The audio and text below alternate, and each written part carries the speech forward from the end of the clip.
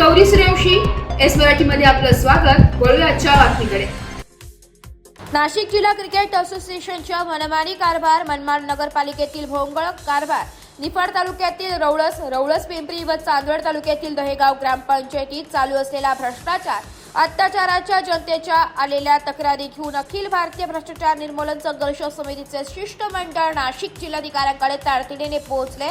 यावेळी राष्ट्रीय सरचिटणीस नाशिक भूषण अमोल भागवत, महिला प्रदेश सरचिटणीस रोहिणीताई वाघ, उत्तर महाराष्ट्र उपाध्यक्ष कल्पनाताई दोंदे, नाशिक जिल्हाध्यक्ष ओबीसी प्रदेश प्रमुख कुंदाताई पवार, नाशिक जिल्हाध्यक्ष रेखाताई निकुंभ, नाशिक तालुका अध्यक्ष सविताताई आहेर, उत्तर महाराष्ट्र कार्याध्यक्ष रमेशजी चेवले, शहरोपाध्यक्ष सुवर्णाताई उदावंत, शहर प्रमुख जावेदभाई शेख, तालुकाध्यक्ष बिस्मिल्ला खान, नाशिक अध्यक्ष संजय बलकवडे, शहरोपाध्यक्ष विनाश वाघ, नाशिक सचिव पद्माकर भालेराव, भगूर देवळी उपाध्यक्ष तुकाराम हाडे, उपाध्यक्ष दिलीप गायकवाड, कार्याध्यक्ष श्याम डावरे, श्री रवींद्र जैन, श्री शुभम दोंदे, श्री सुधाकर कटारे, चंद्रकांत काळे व इतर पदाधिकारी उपस्थित होते. ओके. वंदे मातरम. आज आम्ही नाशिक जिल्हाधिकारी यांच्याकडे काही नाशिक शहरातील, नाशिकच्या ग्रामीण भागात अतिशय गंभीर मुद्दे घेऊन आलेलो आहे. आणि आज ज्यावेळेस हे मुद्दे आम्ही जिल्हाधिकारी साहेबांच्या समोर मांडले, तर त्यामध्ये एक गोष्ट प्रकर्षाने जाणवली.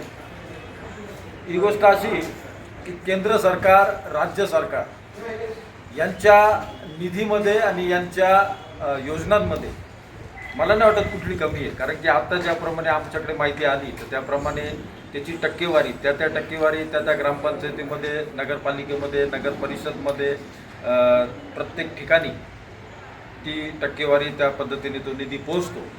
आता पोचलेला निधी आणि त्या भागामध्ये गेलेल्या योजना, ह्या योजना आणि तो निधी व्यवस्थितपणे वापरलेला नाही.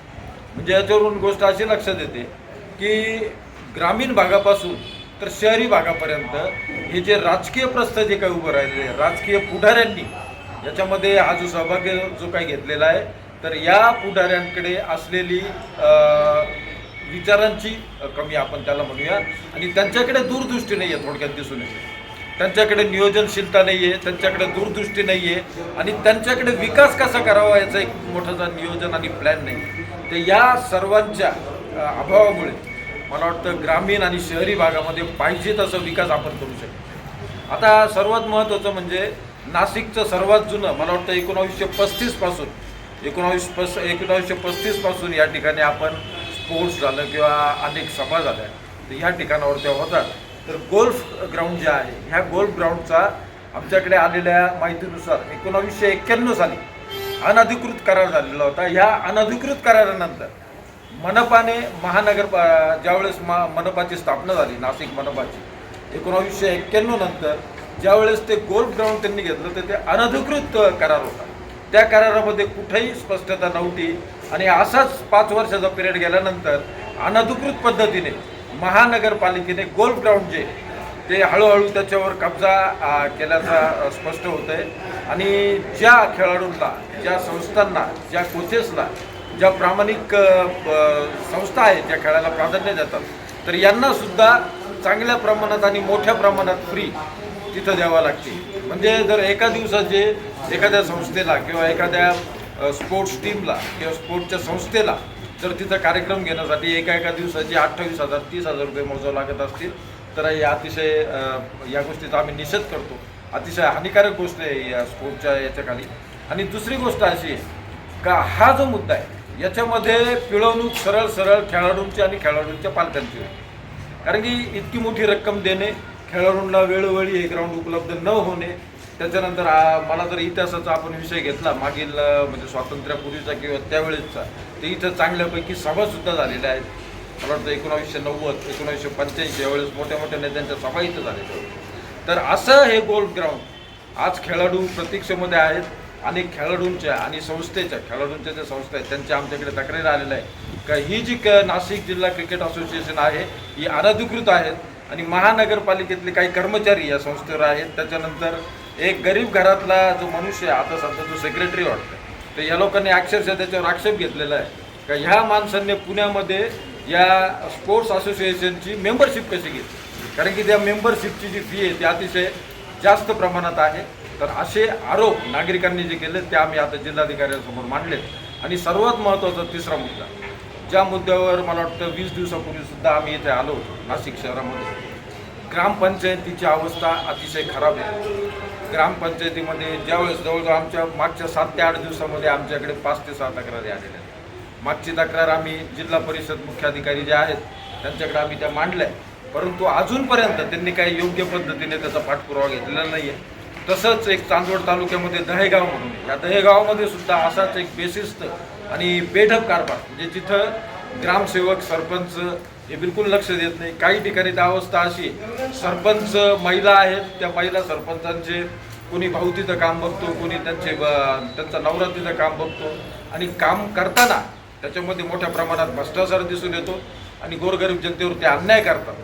आता ह्या सगळ्या गोष्टी पाहिल्यानंतर एक गोष्ट आम्हाला आठवते, मला वाटतं सरकारी निधी किती येऊन द्या, तर हे सगळं मी तुम्हाला सांगतो का खरी जी आपली आशा आहे, खरं जे सुख आहे, मला नाही वाटत यांचं यश किंवा यांचं पुढचं भविष्य, सरकारच्या तिजोरीत त्यांचं भविष्य नाही आहे. तर मला असं वाटतंय का त्यांचं जे ग्राम मंदिर आहे त्या ग्राम मंदिरामध्ये नागरिकांचं भविष्य आहे, आणि ते शोधायचा प्रयत्न प्रत्येक राजकीय पुढाऱ्यांनी करावा. छोट्या ग्रामपंचायतीपासून तर महानगरपालिकेपर्यंत, विधानसभा या ज्या आहेत, लोकसभा वगैरे, इथं जाणाऱ्या सर्व पुढाऱ्यांनी जर सरकारी निधीचा योग्य पद्धतीने वापर केला, सरकारी योजना जर गावागावामध्ये तळागाळात पोहोचवल्या, तर मला वाटतं नक्कीच प्रत्येक नागरिकाला याचा फायदा होईल. आणि ह्या योजना तळागाळात पोहोचल्यामुळे एक सरकारचा हेतूसुद्धा चांगल्या पद्धतीने पूर्ण फायनल केलेले आहे, परंतु आम्हाला सीओकडनं टाळाटाळीचे उत्तरं येतात. वरतून कुठून तरी एक दबाव आलेला आहे, आणि त्यामुळे त्यांना बिचाऱ्यांना पण काही सांगता नाही येणार किंवा त्यांच्या पण नोकरीचा प्रश्न आहे म्हणून ते कुणाचं नाव सांगत नाहीत. पण ते आम्हाला जागा पण देत नाहीत. अगोदर त्यांनी स्वतःच सांगितले की तुम्हाला 7 एकर जागा आम्ही महाराष्ट्र सरकारची देऊ, पण नंतर त्यांना कुणीतरी दबाव आणल्यामुळे ते आम्हाला टाळण्याचा प्रयत्न करतात. आता त्यांनी सांगितलं की रेल्वे तिथनं जाते, रेल्वेचं सुद्धा सर्व महामार्ग वगैरे सर्व चेक करून झालेलं आहे, तर तिथनं काही रेल्वे जात नाही. आपल्या जिथे आपल्याला जागा देत आहे तिथनं 10 एकर लांब रेल्वे जाते, पण तरीही आपल्याला ते टाळण्याचा प्रयत्न करतात. तर मला फक्त मार्गदर्शन हवं आहे की त्यांनी आम्हाला 7 एकर जागा गोशाळेसाठी द्यावी. मनमाड नगर परिषद सीओ त्या संदर्भात आम्ही जिल्हाधिकारी यांना वारंवार भेटून निवेदनं देतोय, परंतु ह्या गोष्टीचा कुठल्याही प्रकारे यांच्याकडून काही उपयोग होत नाही किंवा आम्हाला सहकार्य होत नाही. हे जर असंच चालू राहिलं तर अखिल भारतीय भ्रष्टाचार निर्मूलन संघर्ष समितीच्या वतीने आम्हाला नाशिक जिल्ह्यामध्ये तीव्र आंदोलन उभं करण्यात येणार आहे. याची ग्रामपंचायत म्हटलं तर मनाने कारभार करतात ते. चांदवड नगर परिषद त्यांचाही खूप मनमानी कारभार चालू आहे. Bureau report, S Marathi news, Nashik.